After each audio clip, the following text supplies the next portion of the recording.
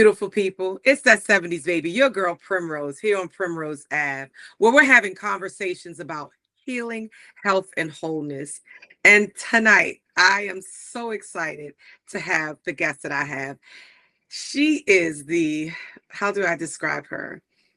Beautiful, amazing, wonderful woman, Mrs. Sherri Lumpkin, the creator and founder of RagBaby. Say hi to the beautiful people, Sherri. Hello, how are you? Sherri, I am so excited to have you here. And a few months ago, when I learned of Rag Baby, I was like, oh yeah, she's got to come on. So in your own, and instead of me telling people what Rag Baby is, I want them to hear it from the mama of Rag Baby. What is Rag Baby? Hi, so thanks for having me. It's the RagBaby Exchange, and it's a workshop. The workshop uses doll making as a tool to build self-esteem and self-worth in women and children. It uses a process by which we release negative self-talk and replace it with positive affirmation. And we build a doll from the positive parts of ourselves. We add those positive affirmations into each thing that we create. And then we go through steps of healing and self care and learning about ourselves and what is special about us. Amazing. And anyone who knows anything about the podcast knows that we want to introduce as many healing modalities as possible. And again, I got so excited when I learned about what you were doing, the Rag Baby Exchange, and how it functions. And it just, like I said, it just warms my heart because again, this is something that allows, and when I hear Rag Baby, I think of baby. And I don't want anybody to get it twisted. This isn't, this is for all ages to Yes. find that inner child, and help that inner child to heal, you know. And so with Rag Baby, what was your motivation for the Rag Baby Exchange? What made Sherri say, you know what, this is what I must do? Yeah, so I've always loved dolls as a kid. I probably played dolls longer than I should have, but I was also an artist and a fashion designer, and I sewed, and sometimes I would make dolls for myself or other people. I would sew clothes for my dolls. And when my niece was born, I created a doll for her that looked like her. Hmm. And the idea was that, you know, it's hard to find, especially back then, which is not Hmm. that long ago. Right. I'm not gonna tell you how old she is. So, but it was it's hard to find dolls that look like us. You know, Yeah. now we have a lot more. We have a whole lot more Yeah. choices. It's really great. I like to think I was part of that.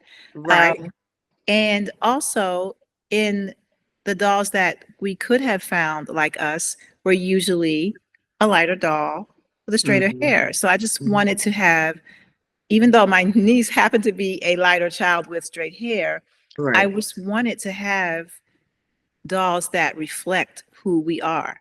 Right. So, and also just growing up and understanding and seeing colorism, um, the narratives on television that try to define us, but we don't need to be defined by them. We need to break from those narratives and know that our beauty is here. No matter how our hair may grow out of our heads, or the color of our skin or the shape of our bodies. We have to understand that each individual person is a beautiful person. So I thought, you know, the intimacy of a doll, because it Hmm. teaches you to nourish. It teaches Yeah. nurturement of people.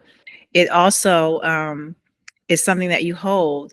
It also can be a vessel. It's a vessel Hmm. that you can pour into. Oh Um, yeah. Lots of people are not poured into. And I found that Yeah. out teaching the doll making workshop by a little 16-year-old who didn't want to make the doll, but she had to because she was in a juvenile detention facility. Okay. And when she finished, when she talked about it, the first thing she said was that I didn't want to do this, but as I was putting love notes inside of me, I realized no one has ever poured love inside of me. Wow. This is what I would like to do for myself and my child. So Yeah. that's how I knew that it was working. And that's how I knew it was needed. It just gave me it it made me feel that the work that I had been doing was not in vain. Got you. And that's important for healers. Yeah. That's important for healers because sometimes we feel like, especially if we get a hard case or we have somebody that's not really interested, or we go through the battles. Like I was explaining to you in our conversation the other day, I went through the battle of just getting people to correspond. And Yeah. that can sometimes dampen your light. It just makes you feel like, well, I feel like I'm putting all this into a thing in vain, but then that one 16-year-old baby comes and just makes it all worth the while. Because again, as for as much as I would love to reach millions of people with all these different types of healing modalities, if I can get one person to acquainted with RagBaby, or if I could get one person acquainted with Reiki healing, or whatever it is, Yes. because sometimes we don't even realize, and this is just based on my experience. I didn't know I needed healing. What I Mm. did know was that for a very long time, I was just trying a thing, and that was this thing called life.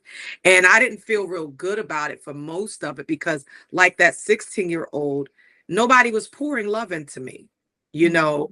And I can remember at some point, I had decided with no bitterness, I had decided based on my interactions and experiences with women who I wanted to be as a woman. And I am still growing and developing and becoming that person.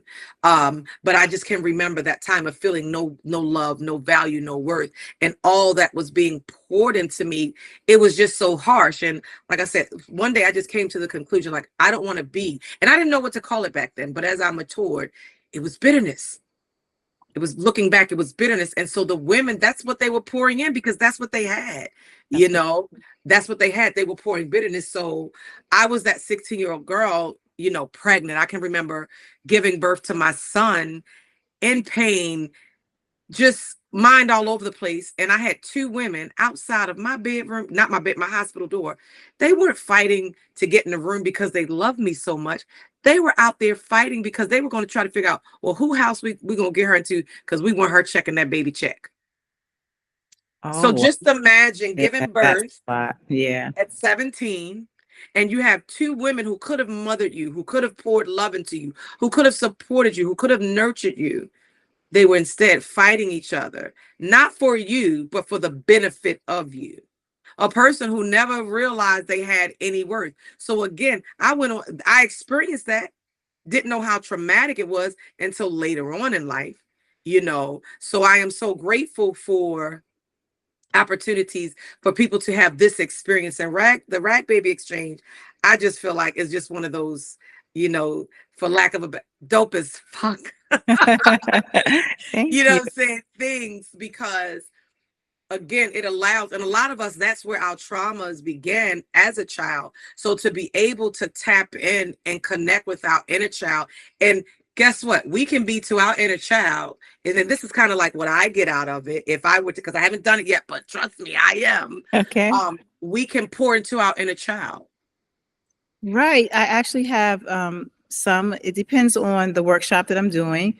I'll Hmm. have you write a letter to your your younger self, Hmm. because there are things that happened to you when you were a kid that may really have had a different perspective, but you only had the perspective of a kid.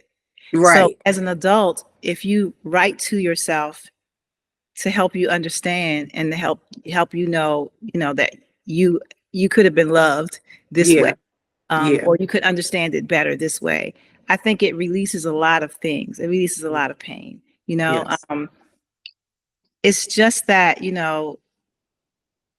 I'll just say that it's called RagBaby Exchange Hmm. because not only is it about, we're using fabrics, maybe found objects, maybe pieces from something that means something to you, recycled clothing, but it also means a sort of rags to riches. So you take all Right. these pieces of yourself, Hmm. your thoughts, your words, your ideas of what maybe the narrative in the media has told you, what people have said to you that sometimes may be facts, but not truths, Right. right? Right. So it's a fact that you're a juvenile child in detention, but the truth is that you've got a whole lot of potential inside of you, right? Yes. So you're taking all of these pieces and you're putting together and you're making this rag baby, Mm-hmm. rags to riches, I and then love it. you're exchanging it. And you're exchanging it many ways. You're exchanging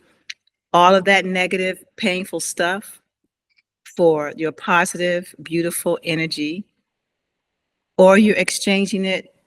You can give that doll to someone else because Mm-hmm. you can say, this is me, full of love. I want to Mm-hmm. share it with you. Or Wow. you can actually exchange with another person, another culture, somebody that hurt you, somebody you hurt. There are all kinds of ways you can exchange this thing. But every time you exchange, you're making a more beautiful person. And in fact, most people, even though they're not artists, when they look at this doll after they create it, they are so happy and giddy because it's almost like they saw something they didn't know was there. Mm-hmm.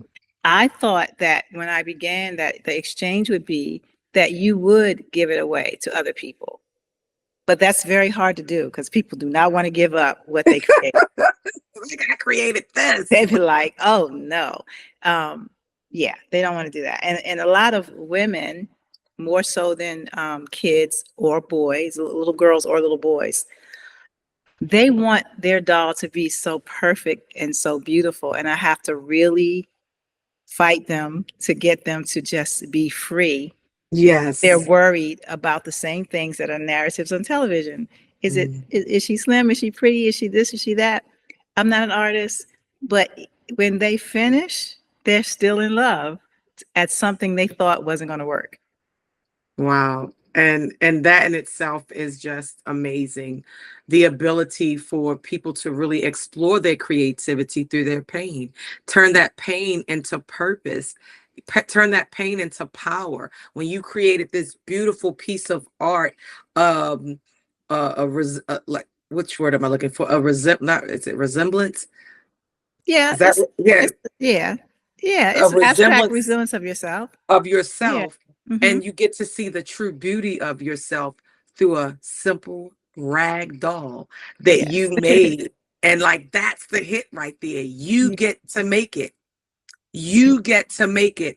And when I say that, I have this. I have these t-shirts that I came up with, these affirmations: no bitterness, I will not operate in this. One of my affirmation is it's happening. But see, the flip side of that is the things that caused you the pain and the trauma and the discomfort and the feelings of inadequacy and hurt and trauma. It ain't happening right now. Yes. Right.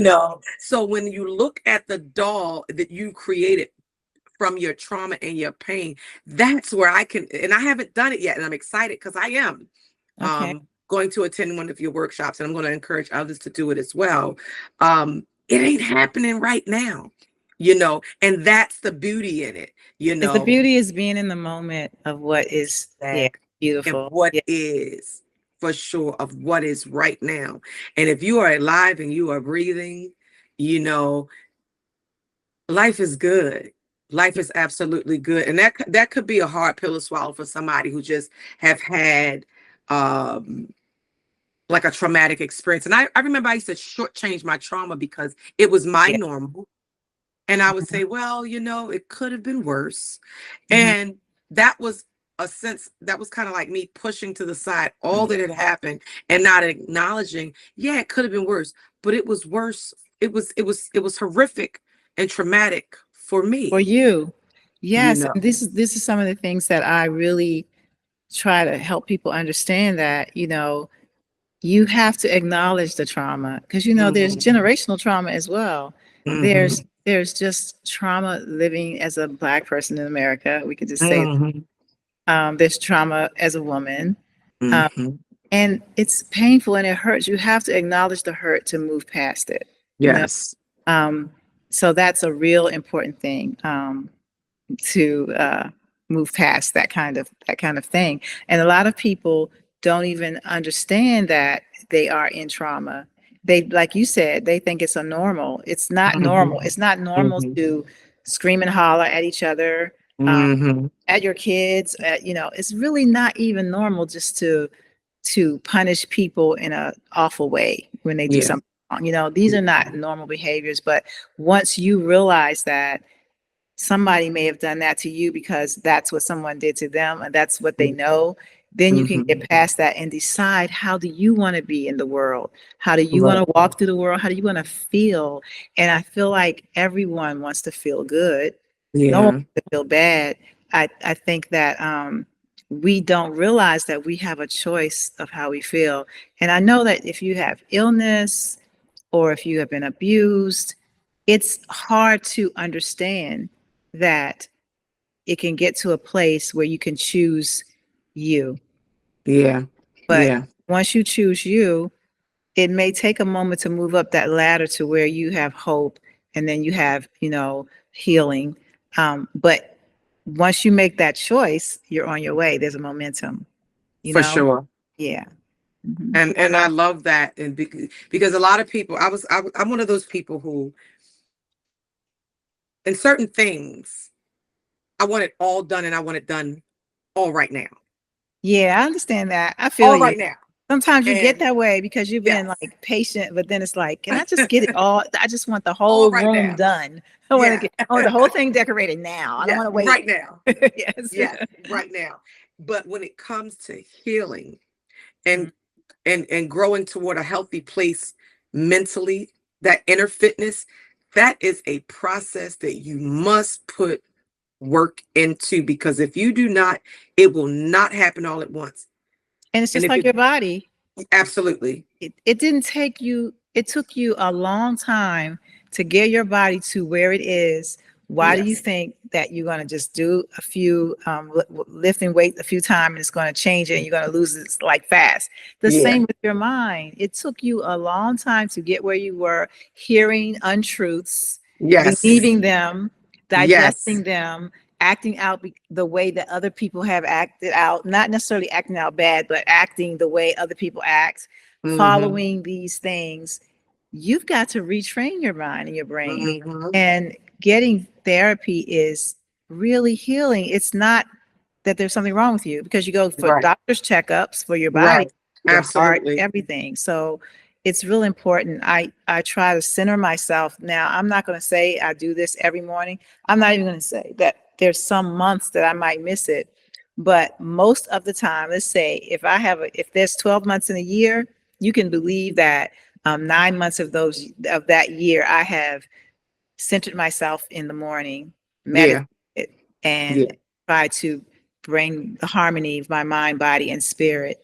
And yeah, even when there are like conflicts, even if I'm in the middle of it and which is rare for me, but if I am in the middle and I feel bad about it, or I'm mad at a person, or I have to bring myself back and talk myself into understanding what was happening, how I can move on, how I can forgive, how it can be just me that I can change. I can't change mm-hmm, anyone else, you know? mm-hmm, Yeah. So, yeah.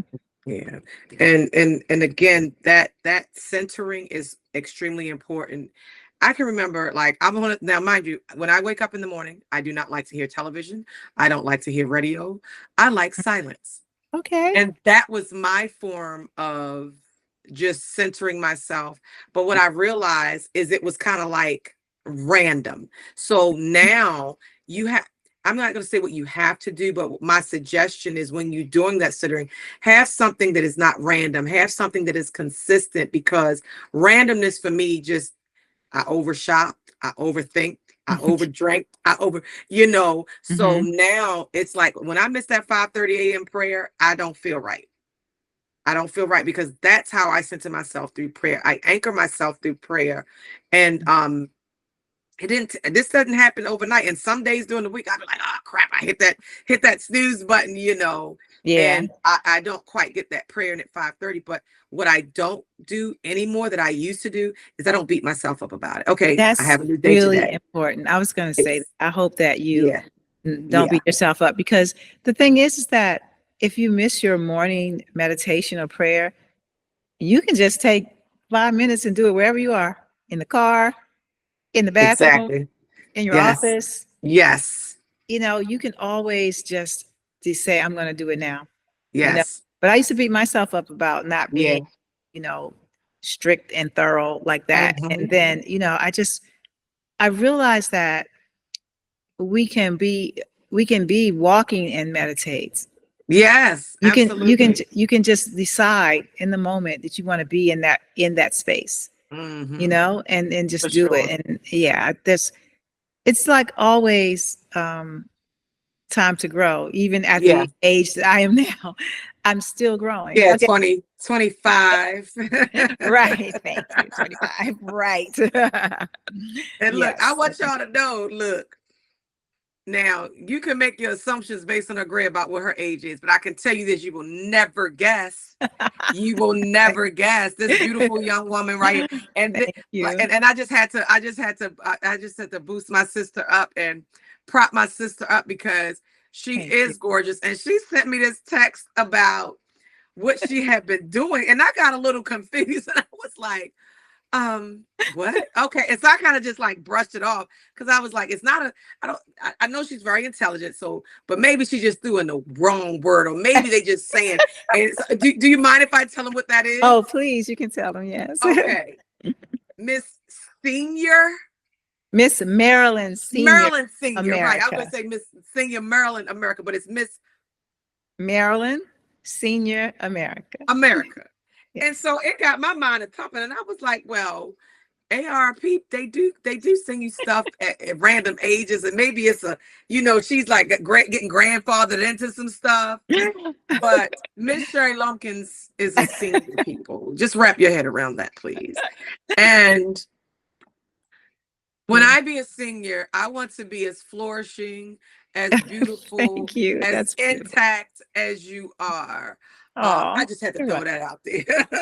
I love that. Thank you so much for saying Yes, I just that. had to throw that Appreciate out there. it. But I used to beat myself up about everything. I've always been my harshest critic, and any little failure, any little misstep, because I used to suffer with anxiety and depression. However, Mhm. I've learned to manage my thought, what to grab hold of, what to let go of, and that's been pivotal in me with being able to function in a healthy way. And I wanted to like go back to something because we state what is normal. So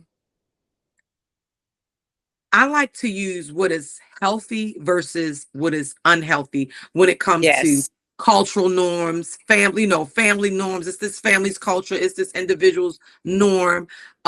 Because ultimately your norm is can be very unhealthy. So I need people to exactly. understand, because they're like, well, this is because, and I think sometimes that's why some people just don't get that they need to heal, because it is normal. It's Yeah, because their normal. yes, they think that's normal. Yes, It's that's true. this is normal for me. Hmm. So guess what? I'm good over here. You could Yeah, take that, because that healing stuff and go ahead. I used to say to my family, because they were always like, "You're just so different." I'd be like, "I'm breaking the chains," and they're Right, like, right, "Oh right. no, it's gonna happen to you too." I'm like, "No, I'm Yes, gonna break the chains now." yes, Yes. yes, yes, Yeah. yes. And I'm so glad for you. I'm so glad for your family, because what happens is when, and not to put the weight of your family's health on you, but what happens is when there is that one different one, when they're talking about it, it means they're paying attention for the Hmm. most part. Yeah. Hey, you're different. And what they're waiting to see is how long you stay different, your commitment to your difference. And then that's what wins them. I can I remember on the, agree with you. yeah, Like yeah.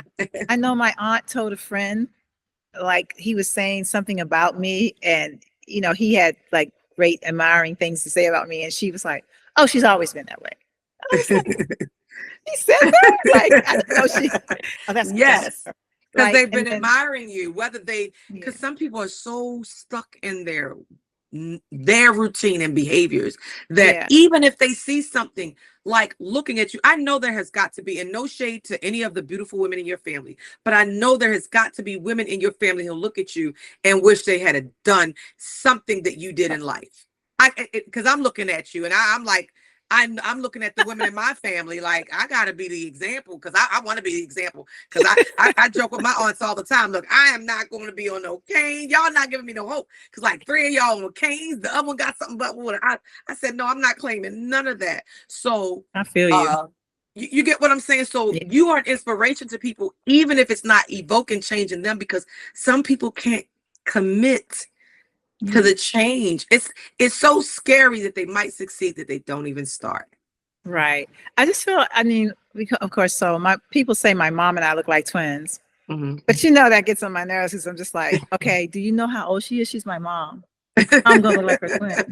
But that's really a testament to how youthful she is. But I'm just like, hey, what about me? Am I youthful? Look, I look my age and she looks young. Is that what you're saying? I mess with people all the time like that. But it still kind of gets me a little bit. But my mom is just that beautiful. I'm sure. But it's so funny though, because I have always been a person that, you know, eat well. You know, I've been a vegetarian before, and then I've been vegan for a while. Then I'm like, I just go in and out of different things, you know.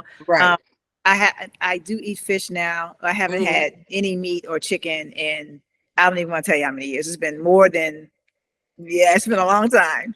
So like 3 or 4 years. No, 40. But Lucky. my mom, I think that cupcakes and chocolate has preserved her. Because I mean, it's just like, I'm having this cake. How about when I get to be your mama's age, I'm gonna have everything I want to. But for right now, I'm trying to get to your mama's age. Right. So it's like, you know, we eat differently, but we're twins. So like, okay, so how you because you inherited the beauty and I think some people, just like with pork. Now, I don't eat pork, right? But there's some people 90 years old, they talk about they eat pork and chitlins that you go in their house and it smell like a chitlin factory. But I think a great deal of health has to start here. Yes. And I think the hugest component to good health is here. Because if you don't have good health here, you don't have good health anywhere. And good health here, your heart, you don't have good health anywhere. And guess what? These two work together. Yes. Mind, body, spirit, and soul. Yes. All they work together. Yes. So when you see older people who are in great shape and you're like, well, how can they eat that? And I'm over here falling apart if I eat. It is, I believe, and I'm not a scientist, a research artist, a psychologist, or any of that. I'm just a regular old, what they say, penny from the block. But I believe when this is healthy and this is healthy and happy, yes, you have no other choice but to produce health in your body. You ever see somebody who complain a lot? Yes, I have. I think complaining is bitterness and it rots the bones. Yes. That's why I live in gratitude. Right. And I didn't used to always be that way. I can remember I used to find anything to complain about. Until one day, this is my coworker. He just said it one day. And he doesn't know this, but I'm thankful that he did, because he said, and he didn't say you're always complaining, but he made this statement. Don't nobody ever want to talk to somebody that's just always complaining. He just walked away. Okay. And it made me look inside, because I was like, well, I be always complaining. And I was, I don't like that. Oh, look at that. And it made me stop. Well, that's a great testament to you, because you notice things. So some people, they don't notice themselves, right? Yeah. Don't make an effort to grow and change. And add to their lives what they want. And that's why I say, when you choose yourself, you choose these things that make you happy. And it's not selfishness. It's for the self to grow. Yeah. For sure. And the beautiful thing about growth is I can look back over my life, and I'm grateful for all parts of it, good, bad, and indifferent, because in spite of every and anything, I am here, and I'm still on this trajectory, this forward trajectory of healing, health, and wholeness. I am preparing my mind and my body. I did my first collective fast last year. I'm looking forward to it, November 1. And I'm going to be doing away with meat. I don't trust the food supply anymore. So it's like, that's my biggest motivation for giving up meat, because I love me some oxtail, some goat, and stuff like that, But guess what? I do not trust the food supply. So Oh, I am yeah. going to, I'm going to go vegan. And I love gourmet cheeses.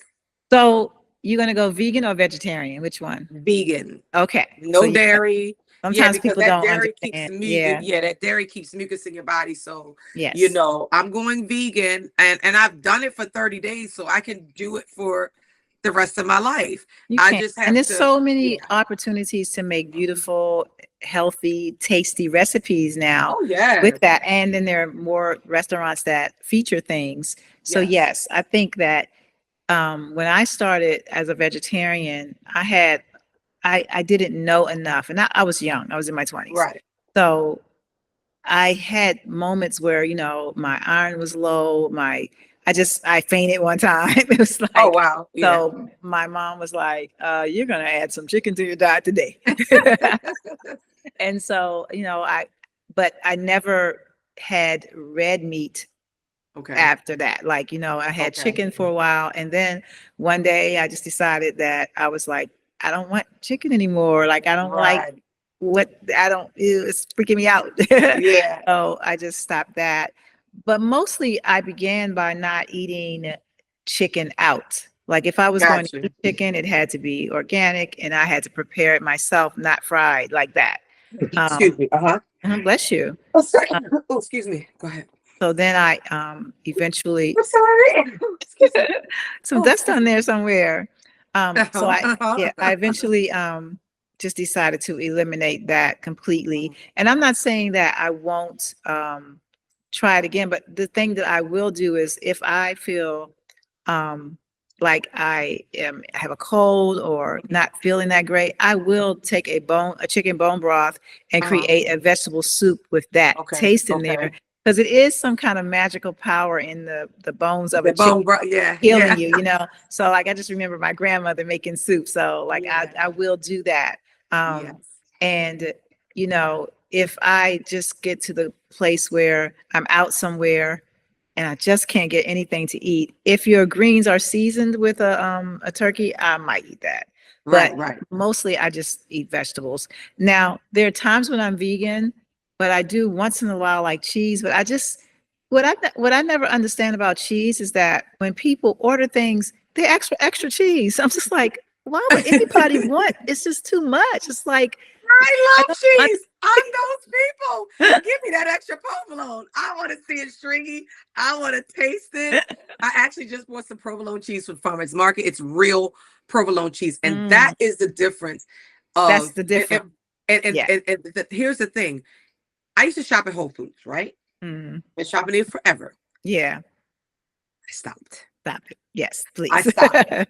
I stopped because Whole Farmers Foods. markets are the best. That's where I It's go, and healthy it's for more the expensive. environment and for you. Exactly, and And for me, yes. And you and for can me. get like, the fresh produce that locally grown, Yes, is all better instead of like all the transportation you need to bring it and the stuff you put on it to exactly, keep it fresh, and exactly. shop seasonally, which I Yes, don't always do, but I do, I'm trying to do mostly, um, right. because like I think it's really weird to have watermelon in the wintertime. I just think that's so weird. Like, why would you? Like, Right. and watermelon is one of my most favorite things to eat. I just But start eating it this year. I didn't ever oh, like it. I love I it. just Oh, start eating it, but it's now I so love it. refreshing to me. It really is. It Yeah. truly is. I have a savory palate. I don't really like fruit. Give me my Yeah. greens and my spicy stuff all day Okay. long. However, this year I have picked up eating fruit, and you said a keyword, seasonally, because Yes. now I eat what's in season when it comes to fruit, Better for so you. that I enjoy it. Number one, because I've been eating me some peaches. Like I go to farmers market every Sunday morning. It takes a little bit more effort. However, it's worth what I consume. People Yeah. say, "Oh, you shop at Whole Foods. It's so expensive." And in my mind, I'm like, it really, to me, it just wasn't, not for what I was going to. But I didn't buy Okay. processed foods. I didn't buy the junk foods and things like that. I bought poultry and produce. Yeah. That's it. Yeah. And now when I go to farmers market, same deal, poultry and produce. What I did say, if I eat meat again, I want to see it slaughtered and I want to know the farm it came from. That's really why I'm not going to eat it, because I don't want to see it slaughtered. But I will tell you, I cannot think of her name. Oh my goodness. There's a girl who is a woman who is autistic, and she developed a way to have the meat go to slaughter without them seeing themselves being slaughtered, right? Because Brandon, something was her name, something Grandin with a T, with a something for T, yeah. Yeah, I remember, yeah. Yeah, because the thing is that Temple, was it Temple? Temple, something Yeah, like that. Yeah. When you know, a traumatized animal and you're eating it. Yeah. Like I was so my partner and I have a vegan gelato. It's called Jolie Gelato. Okay. And we did Vegan Dale in Philly recently. Okay. And we were amazed because the whole time at this festival, it was hundreds, thousands of people. They were in line. Nobody, I mean, they just waited online everywhere they went. Nobody complained about the long lines. I'm serious. Nobody complained.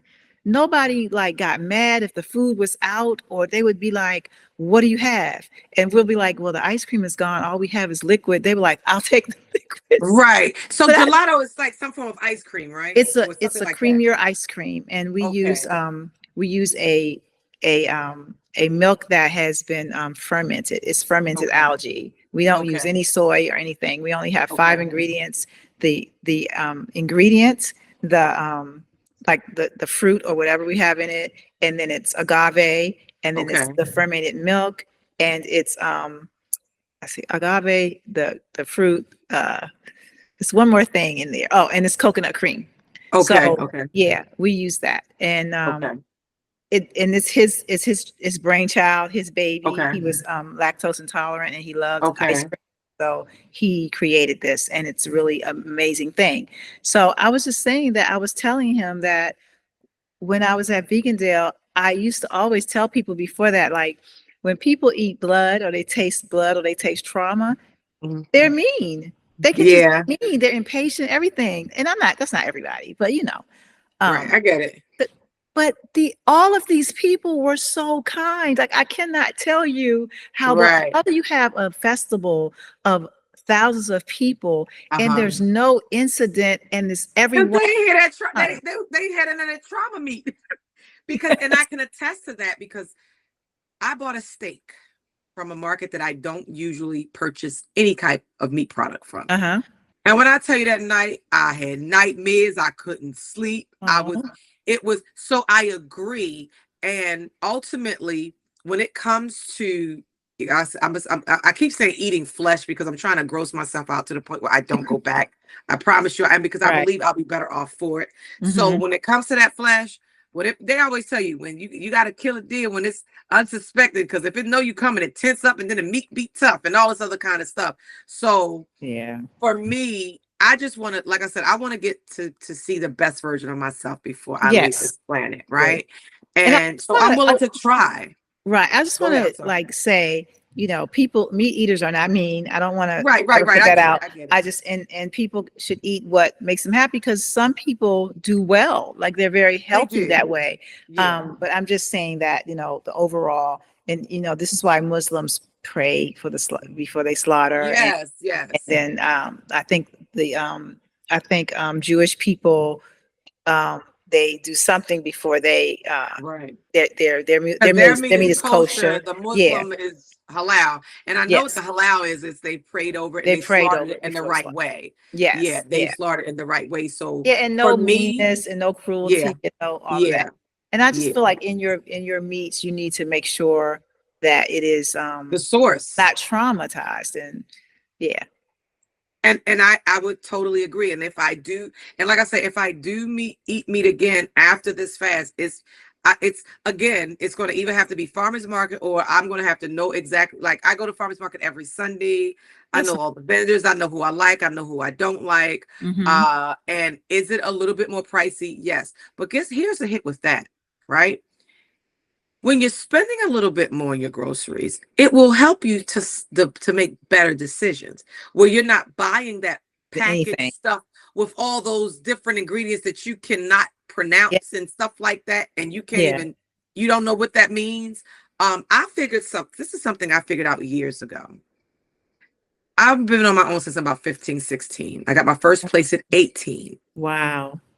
I lived in O'Donnell Heights Project here in Baltimore City. And I can remember a food truck coming around. They sold frozen goods. And Oh, really? yeah, they sold like, it was like they would come to different neighborhoods. It wasn't just there, but they would sell like the cordon bleus. It was like frozen stuff, freezers, like stuff Oh, you put in the freezer. like a TV So dinner.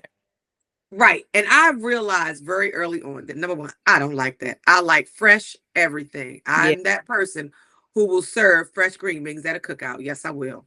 Yes. I just did it this past Sunday.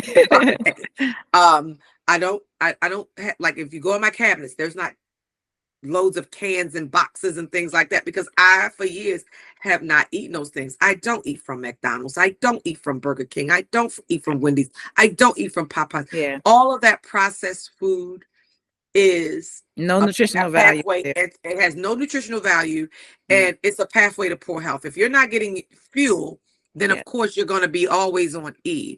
But I go back to when I start reading the ingredients on the boxes. That's right. Was back then, and I couldn't pronounce it, and but a lot of it just had sodium something, and you know when you're black, when you're a person of color, oh, you don't want the diabetes, you don't want the sugars, you don't want the high No. blood pressure.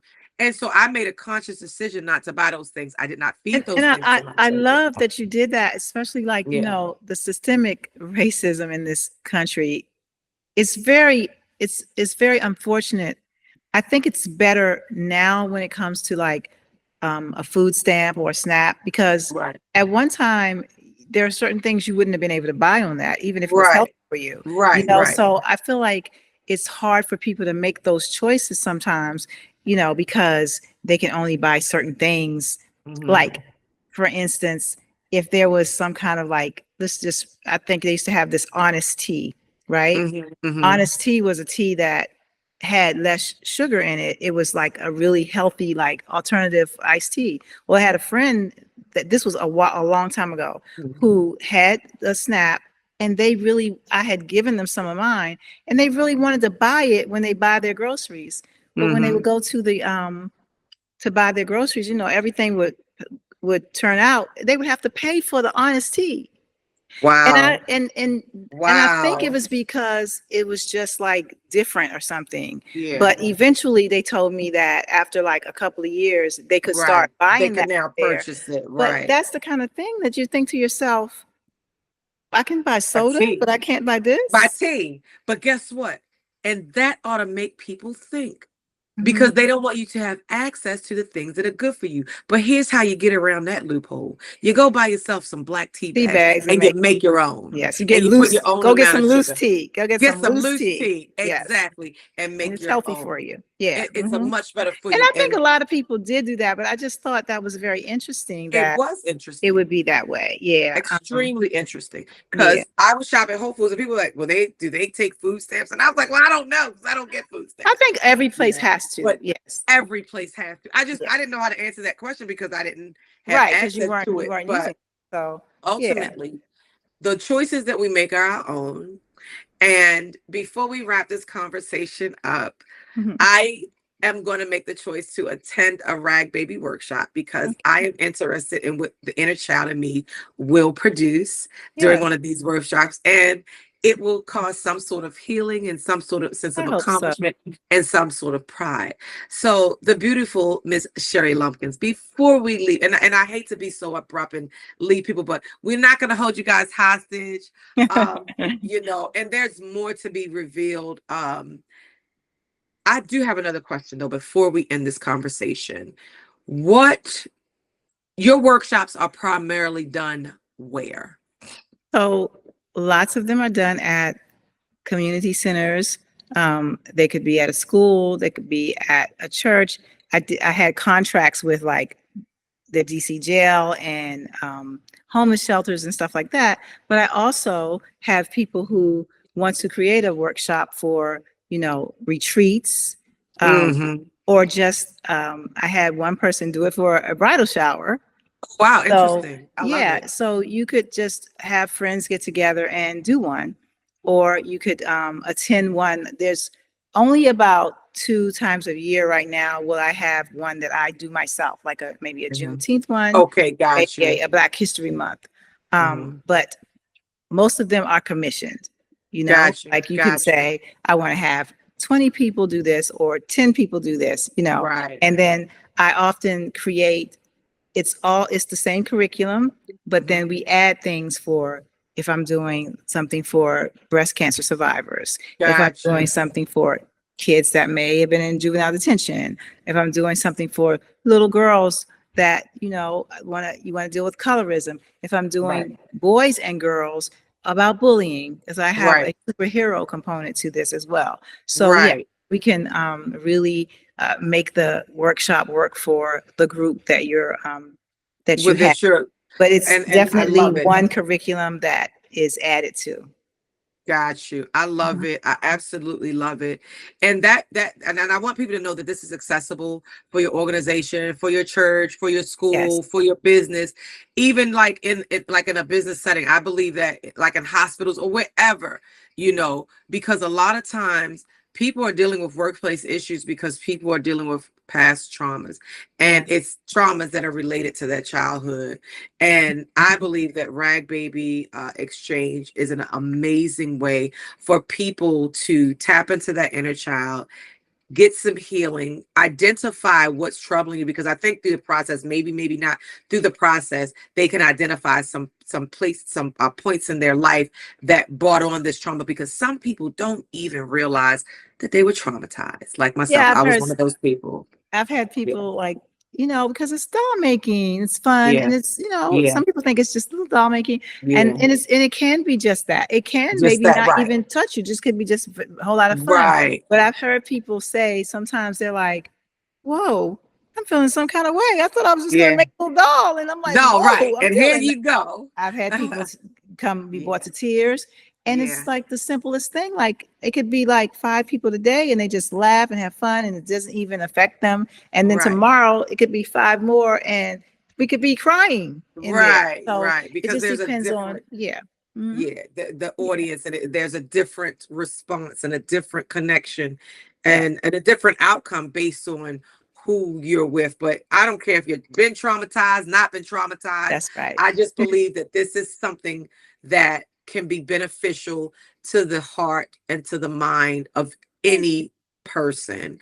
So with that being said, Sherri Mhm. Lumpkin, the beautiful Sherri Lumpkin, who is by Thank no you. means a senior. I don't know who said that, who did that, whatever. I'm so in love Um, with you. Thank you. I just need you to tell the audience where they can find you. Okay. So my website is ragbabyexchange.com. It may not be up, but it will be up again soon. It's going through a little something. Okay. Also, you can reach me at both Instagram and Facebook at RagBaby Exchange, or you can also find me at Sherriness on Instagram. And spell Sherriness, please. SHERRINESS. Absolutely beautiful, absolutely wonderful. Okay. Thank you so much for taking this time, for agreeing to sit with me, for agreeing to have this. I'm just so intrigued. And Yeah. again, here on Primrose Avenue, this podcast is for the sole purpose of helping and healing women. And if y'all get, because if we heal, y'all gonna have no other choice but to follow us. So that's why I focus on the women, because we are where it's at, we are where it's happening. And Thank you. this is so important for our culture, for our well-being. And so I do hope that this conversation reaches, it doesn't have to be the million, but at least the one, Yeah. and that someone is exposed to RagBaby Exchange, so that they can experience the healing benefit of RagBaby Exchange. Whether, again, some people, it's not necessarily trauma, it's just stuff that they put on their self that they need to heal from, who knows. But I believe that this is an important way to achieve that healing and to achieve that happiness and to achieve that accomplishment. So again, Sherri Lumpkin, I appreciate you for having me here, sister. I got your back. I love you. My name is Primrose. Of course, you can find me on all social outlets, PRIMROZEAVE, because it's a Baltimore thing. We're not going to spell out the avenue. We abbreviate stuff around here, y'all. So it's Okay. Primrose Ad on all social outlets. You can go to my webpage at primrose.avenue, or primrose.av at live. I mean, primrose.ave at live. Is that Primrose? That's my website. Okay. I don't even know. I don't have a Primrose Avenue. You can find me. Okay. PRIMROZE I Avenue. found You you. can find me. I just Googled Right. you. You can find me. Yeah, Yes. just Google me. Do something. And Right. you can But Google me get as with me. well, like, because you can Absolutely. find a lot of stuff on YouTube, to some interviews and everything. Right, with the beautiful Miss Lumpkin. So Thank we you. are appreciative of you. I am appreciative of you. And we just gonna get up out of here and go do what we do. We're gonna go live happy, healthy, whole, and keep growing toward a better self. Thank you so much, Miss Sherri, for entertaining me this evening. I do appreciate you. Thank you for having me.